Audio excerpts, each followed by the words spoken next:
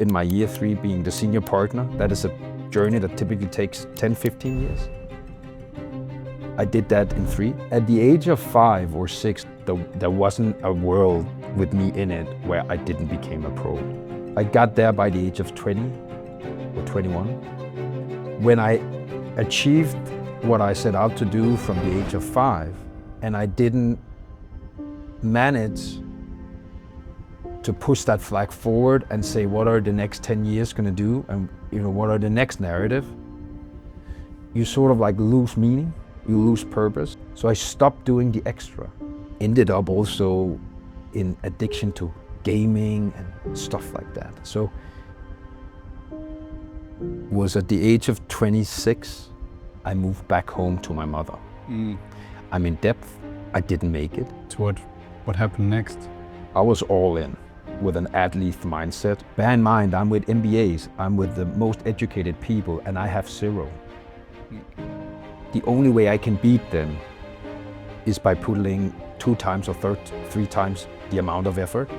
That was how much I wanted to get back and prove to myself that I could be me and set myself for a trajectory of being Champions League in business when I didn't make it in football. How are you pushing through during those 18 months, and what are some, let's say, athlete traits that help you there? I used a single tool.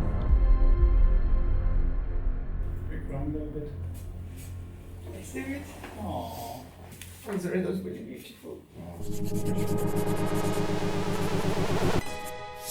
We're actually talking like, how and where to start. You have such a great background. You've been a professional football player, and now you're the CEO of GetWhy. We have a thing in common. You grew up with a single mother and not much money. How did that shape who you are today? Do you have some memories from that time? Yeah, I think early age is incredibly formative. And to zoom out a bit, like I'm born and raised in Denmark. Denmark is known for its safety net. It's a beautiful kind of like unspoken relationship within the country of Denmark that the strongest carries the weakest, right? And I'm a result of that safety net. That literally catched my family when my dad decided to leave the family to build a new life at a very early age. How old were you? I was 3 or 4 years old. Wow. With a brother being 2 years younger. Do you remember your dad? I remember. You remember because some things happened, or you just remember because? No, I more remember kind of like feelings. I've always tried to keep it as a positive, as much as you can. So growing up as a young kid with a single mom that were uneducated, were left with 2 young kids with a lot of depth. We actually in a young age, I remember, got depth reduction, which basically made the platform for my mother to then grow a family and build herself.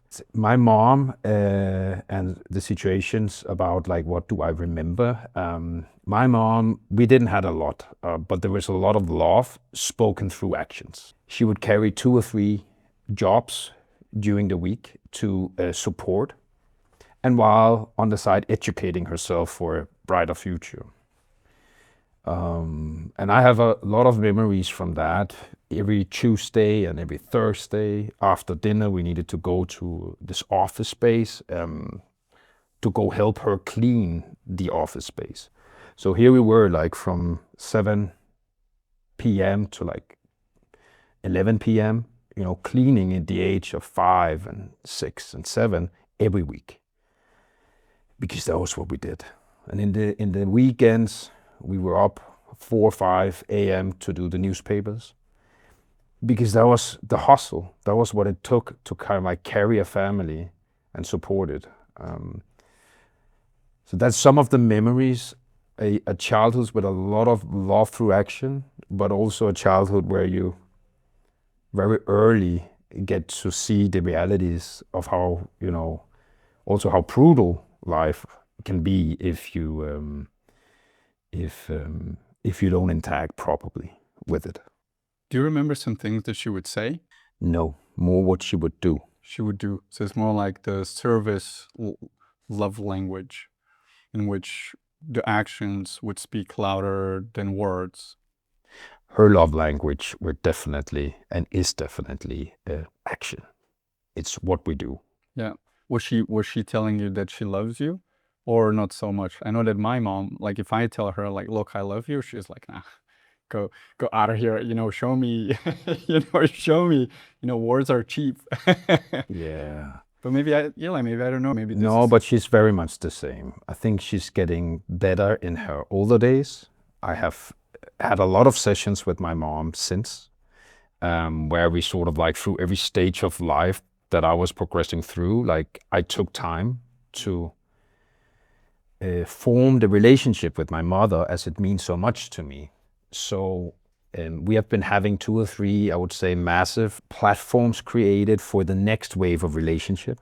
And I think lately we also were addressing the parts about being verbal, expressing feelings, and how that also could have a positive impact, not only on my kids, but also, maybe her and the relationship we have. So, but back in the days, there wasn't any words like that. It was much more a very, very strong feeling of belonging through her actions. You were never in doubt that there was love beyond, but it was always through actions.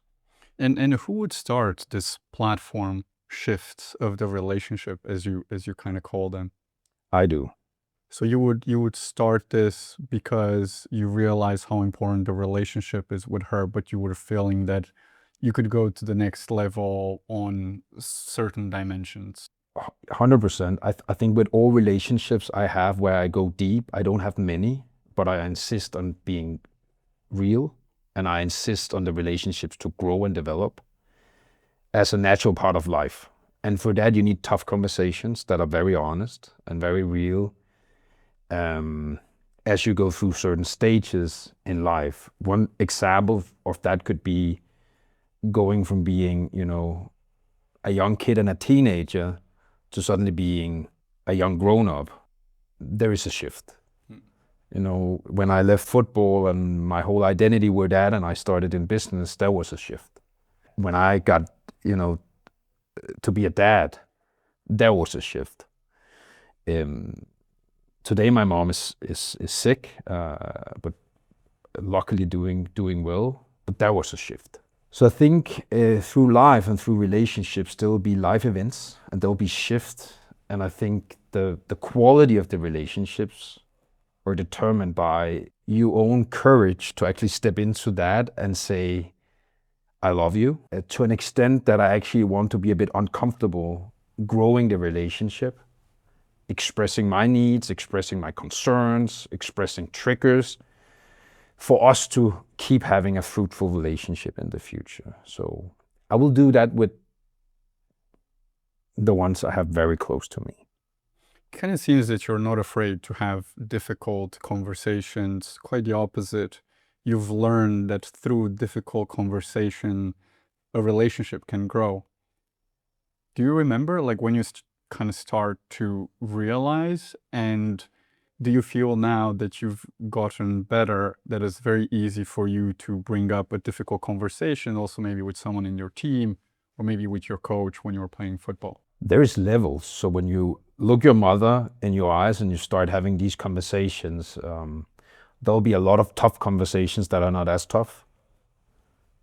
And it's a muscle that you train to be okay with being uncomfortable, because at the end of that friction or whatever is there, there'll be relief and there'll be growth. So it's much more kind of like a tool. It's a philosophy of life that I have built through sports. I've built it, as an individual, but it is through friction and it is through being uncomfortable that you tend to grow. And when you start learning that is actually okay, I think in many ways of life you have a flywheel for growing. So I think I am at that stage today in my life. Yeah. Yeah, I'm sorry to hear that your mom is sick. Very happy though to hear that probably you guys went through multiple difficult conversations that probably brought you guys a little bit closer. How do you look and feel when you know that she's not going to be here? Like, do you feel that you've done everything in your power? It's like, this is a way that I'm kind of sometimes thinking about it. Yeah, it's interesting. It's interesting reflecting upon, and the first thing I did after getting the terrible news was to drive home to her, and I just knew, like, there was a sentence that kept coming up, which were, "You don't owe me nothing. You've gave me everything." So whatever we can build and whatever relationship and time we have left, don't feel that you owe me anything. You've given me everything. To actually open up for conversations about what were her fears, her beliefs that were difficult for her to like manage going through.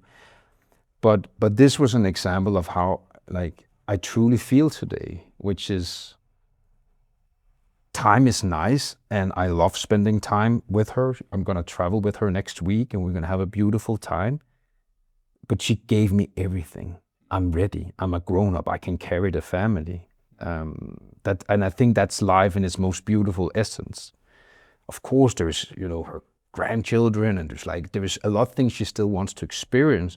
But in the core relationship, I think there's something very beautiful in just acknowledging that you gave all and you did a hell of a job, and I'm ready to take that value and all of that hard-earned life lessons and bring it forward.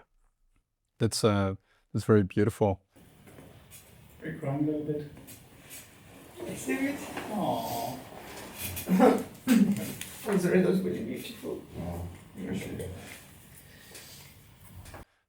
And you just mentioned how football was a big part of your formative years as well. You said that your dad left at 3. Like, when did football came into your consciousness? Like, oh, this is something that it's fun and I can be very good at it. And then when it kind of became, let's say, a little bit of the grind, the trainings, and you realize that, okay, maybe this will become something that I'm doing it professionally. I think, I know, growing up in the context of how I grew up, imagination and the ability to dream is kind of like a superpower you develop. And I think I trained that more than others. How would you train that? How would you, so for example, as a kid, what would you think about? What would you dream? So at the age of 5 or 6, I have pictures of myself running in rain, Sunday afternoon, and literally kind of like feeling in every inch of my body that I was playing on the big stadiums against the big players. And then sort of like 2 hours later coming back to reality that, it was just an imagination. So from the age of 5, if you ask about when I actually started to be real about football, that was where I committed. There wasn't a world with me in it where I didn't become a pro. And that was manifested at the age of 5. And what did it look at the age of 6? Did you had, let's say, a reflective period? It's like, oh my God, what I've dreamed about or saw at age of 5, now it's happening at 6, and this is actually a superpower. When did you realize that you can manifest, that you could really, if you could really put your head to it and mind to it, things will happen? So how I work, I don't know how other will work with this idea of planting a flag in the future and kind of like feeling the emotions of being there and sort of like creating a world. But I was always much longer than a year. I'm always minimum of a decade or 2 in front of myself. So I literally were a young grown-up in my pictures of myself, battling my super idols and stars on the pitch. So I guess kind of like at a very young age, you start to develop some muscles or some mental muscles on how to behave and how to progress. And I think one of the unfair advantages you get as an athlete being so committed that young is you understand that you need to cultivate effort and input much higher than results and outcomes. And it's actually only through cultivation of like incredibly dedicated input and effort that you over time can build a compounding wheel of results. So what you're saying is stop over focusing on results and outcome, but focus on effort and input. And if you day in and day out, you show up, you do the effort, you put the input, the outcome is going to come. That's right. And do you want to walk me through like a week of training for someone that is like, I don't know, 6, 7 years old that wants to play professionally? So in my case, it was the activity that I was thinking about. It was the activity I was practicing, whether I was in formal practice or I wasn't. My mom literally needed to pull me in to go to school in morning because I was already playing at the room or outside. And she needed to pull me in the evenings because I was out till it was like scary dark. So there wasn't any formalized. It was just an all in. I'm going to use every minute I have where I'm not in school or eating or sleeping to practice and progress. There wasn't any plan B. That I was literally all in. And what's the age that you became pro, and how does it work in football? Do you remember that moment? Is it so that you just like practice and you call around and then all of a sudden you get a call, or how does it work? No, I recall that day as it was yesterday. I was 15 years of age. I was being pointed to after a special training in my community by FC Copenhagen youth department. And they invited me to come for a training. And I remember the drive-in with my mom, being incredibly excited, but also a bit afraid, because I knew that the next 2 hours were going to be pretty defining for my progression as an athlete or soccer player. And what happened during those 2 hours? Oh, I was all in. Like, I came in and I wanted to show that I was the strongest on that pitch. So verbally, physically, I totally dominated for 2 hours. It was like, there's a peak performance, and it was a damn good time to pull up a peak performance. Nice. So what happened afterwards is I had a pretty good feeling. They pulled us aside, took us into the office, and at that point, they handed over an outline for a contract. Really? Yeah. What did it say? It was a 3-year contract. Wow. To be youth professional at the biggest club in Denmark. Wow. How did that feel? Momentarily, it felt incredibly energizing, and I was incredibly proud. But quickly, it somehow also just, I was past that point. You already were ahead. You already kind of, it was... I think in my life, mentally, kind of like how I was planting flags, I felt like I was past that point. So it was very momentarily like exciting and joyful, but it was a couple of days. And then I was very focused on trying to put in my best and keep the progression kind of like going. And what was the next flag? You signed a contract, you created this new reality, you're a pro player. Yeah, my flag were being in television, playing on the big stadiums in front of a lot of people in the best league in Denmark. That was the flag. I got there by the age of 20 or 21. And the interesting part were, from that point, I never got in football to develop the next flag. So it stopped there. What does that mean? When I achieved what I set out to do from the age of 5, and I didn't manage to push that flag forward and say, what are the next 10 years going to do? And, what are the next narrative? You sort of like lose meaning, you lose purpose, and you lose kind of like the ability to compound incredibly hard in a very elite environment. So at the age of 20 or 21, where I get my debut, I'm getting bought by the club called Silkeborg. On paper, I'm a pretty big talent at that point. And I think I have a opportunity and potential to do great stuff. But from that day, my development starts to derail. It's getting marginal, and it's getting marginal worse than the competition in that community of professionals. Why do you think you lost the motivation? It's a very good question, and I've been trying to really figure out what was it. I've come to accept it. I think it was caused by the fact that I was chasing a dream and a flag that also were to do with a lot of other stuff than just being a footballer. I needed the ego to be kind of like celebrated and looked great upon. I needed the recognition. So it was funny, if I look at my behavior, when you go pro and you start playing, you intensify your formal practice because now you train 3 hours a day, 2 times, and everything is taken care of.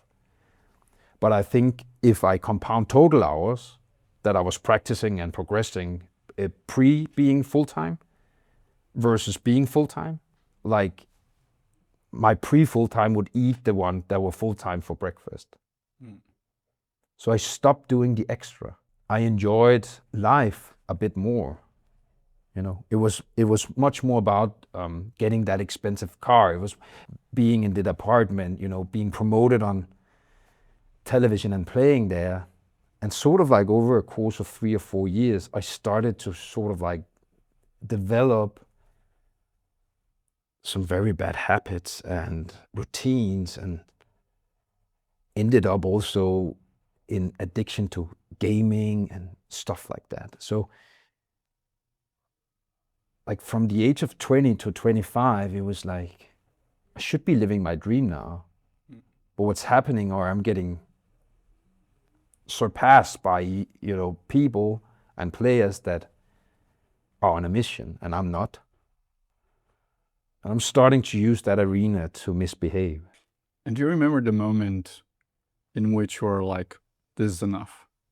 Like where you realized that you should be living your dream, that maybe football is not so much as a priority, but you're using that arena to, let's say, feed the ego and different type of addictions. Do you remember, let's say, when it was like, okay, this is enough, I'm done? I think at the age of 25, it starts to be clear to me that every time I'm not progressing, I'm pointing outwards. Another realization is I'm starting to realize that the young players coming at 18 to 20 are now marginally surpassing me. And I'm left with a question that I can use the next 10 years to try to fix the curve, knowing that I hadn't compounded hard enough the last 5 years. And then the idea came, if I could take all these hard-earned learnings, look them in the eyes and actually change behavior, I could use the best time of my life to start compounding in an arena and in a narrative that was lifelong, and not just 10 years more, because there is a natural exhaustion of being an athlete, and there is only one truth, and that is one day you are not an athlete anymore. Yeah. So these two in combination were really the driving insight for me at the age of 25 to say, you know what? Great first chapter. Let me start a new one. And what was the next step? How were you looking at your identity? Because I guess your identity was just so much wrapped around, I'm a football player. And then you were looking outside. How did you decide what to do next? And how long did it take, let's say, for you to land? Because you come across as someone that goes all in once you make up your mind. How did you go about it, finding that new identity? I think you're touching on a subject that I think is spoken too little about, which is, I think statistic and data tells that 2/3 of every athlete are getting depression, ending in serious diseases after they finish their career. Due to the single fact that it's very hard to reform your narrative and your identity. The way I did it, and I needed to do it like that, was at the age of 26, I moved back home to my mother. I'm in debt, I didn't make it, and I needed to use a couple of years to get out of my debt and building, from curiosity and passion, new muscles within a business environment. So what I did was I stepped down a notch on football that gave me an earning, and I side hustled and built from passion points new skills in parallel while repaying my debt. So I'm about 28 now. I've built night and day new skills so I can apply. I've repaid my debt so I can go out and start on afresh. But imagine kind of like being on paper, very successful professional footballer, staying in a very small room at the age of 25 or 26 to resettle yourself to write a new narrative for yourself. It was a very humbling experience. But if there were one experience I'm really proud of today, that was that turning point. Because I needed to look the ego in the eyes, I needed to look everything in the eyes of my own insecurities and say, you know what, I'm choosing myself now. There's no hiding. There's no hiding. I'm all in now, and I'm all in for life. I'm already for getting better, fixing the misbehaving, the addictions of gaming. I need a new life. And I think that was sort of like the start of something new. But the insight is I'm totally green, uneducated, at the age of 28. So what happened next? I was all in with an athlete mindset, with all the learnings from 25 years of hard kind of like compounding. I was so hungry and so dedicated. Then applying the athlete's mindset into the world of a business context, it's a very, very good combination. There wasn't anyone that could, despite the area that I selected, in a 3 or 4 year time period, I became the absolute best. Yeah, I was reading in a newspaper that you became like one of the youngest partner at a company at the age of, I don't know, 29 or 30. Yeah, so what happened essentially is that when I'm 27, because I'm building skills so fast, it was within new media. So it was like the time where social media, email marketing, websites came up. I start a boutique and it gets very successful, very fast. Building it from my home, my living room, like one at my mom's place. They noticed, they wanted to acquire these capabilities. And so I ended up, through pure passion and dedication, entering the most respected brand and advertising agency in the Nordics called Calin. Wow. Back then it was a 350, very, very, very ambitious place that were leading and partnering with the leading enterprises of Northern Europe for branding, positioning, go-to-market. So that was how I ended in a more formalized business world. But the only way I could do that were through that shift in mindset and a clean kind of like platform that I selected for myself at the age of 26. But it's just to say 18 months later, I'm in the most respected firm within this domain in Northern Europe. How were you pushing through during this 18 months? Like looking back, like probably as you mentioned, you really had to have a hard look at yourself, 26, going back, living with mom, and you just start from there. It's only up, right? Since that point. How are you pushing through during those 18 months? And what are some, let's say, athlete traits that help you there? I used a single tool that I had developed, which were, I needed to cultivate like effort and input over outcomes. I needed to be incredibly impatient with input and incredibly patient with outcome. And I needed to be all in and trust that that process would do good for me. Bear in mind, I'm with MBAs, I'm with the most educated people, and I have zero. The only way I can beat them is by putting 2 times or 3 times the amount of effort and hoping that I'm able to cope with all of these inputs and over time translate that to outcome. So you need to be very honest with yourself and be aware that your starting point is not your destination, but there's only one process to get to where you want to be, and that's through hard work and constant iterations of being just a slightly notch better every day. I didn't take a vacation for 6 years. I had 0 days off. I worked 18 to 20 hours.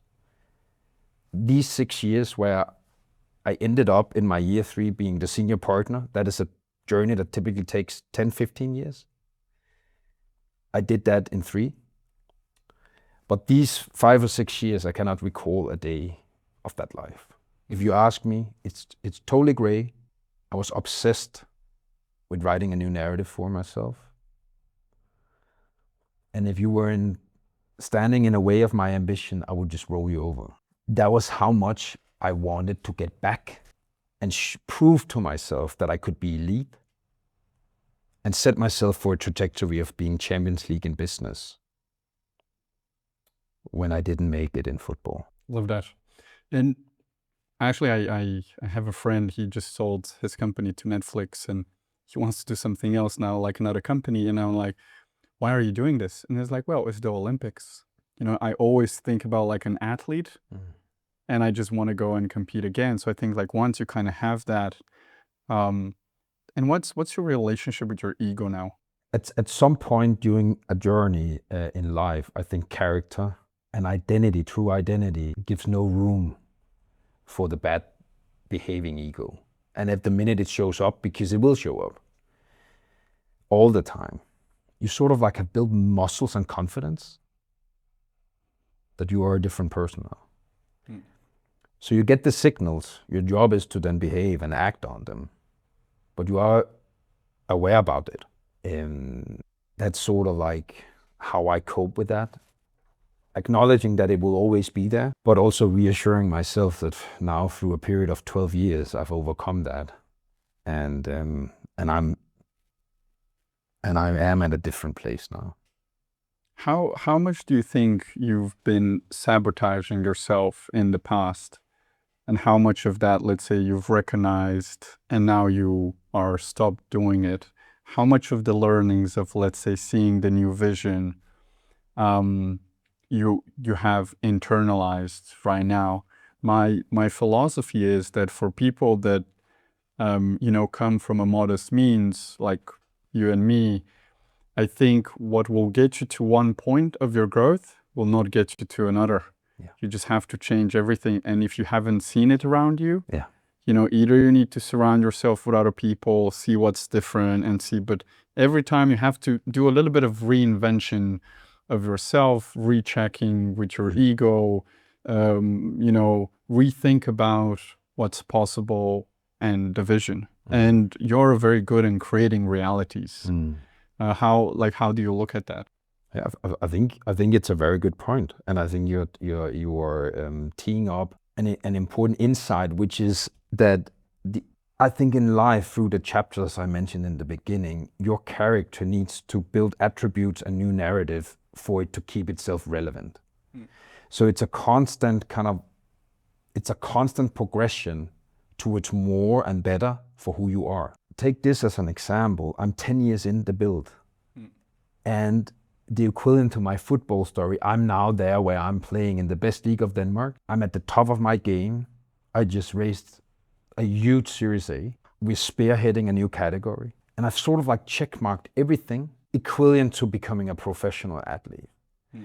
right now and for the last 2 or 3 years, I recognize this moment.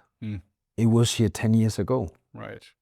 20 years ago, actually. It took me 20 years to get to the same point where I need now to build myself again and go through that point. New character. Additional attributes, additional muscles to the character. My leadership skills, how I manage, how I compound, how I find balance in my life. If I want to break through that for the next 10 years of prosperity and ambitions. So when I left football at the age of 25, I led it with a degree that I didn't manage well and behave well to the opportunity I had at hand. I'm standing here at the age of 40 feeling that exact same challenge, and the only way through it is that I need to reformulate and change myself and the character for the prosperity of the next decade. It's such an interesting time and insight. Absolutely. And as you mentioned, you're now the CEO of GetWhy. You've been at it for almost 10 years. You're now like the global leader in AI moderated research. You've raised in total around 60 million euros. I also think like we have there like a small sign, that kind of shows a little bit and part of the big Series A that you guys did. And also you have clients like Coca-Cola, Heineken, and Unilever. Do you want to tell us what GetWhy does? And maybe within the consumer research, like what has it changed in the age of AI?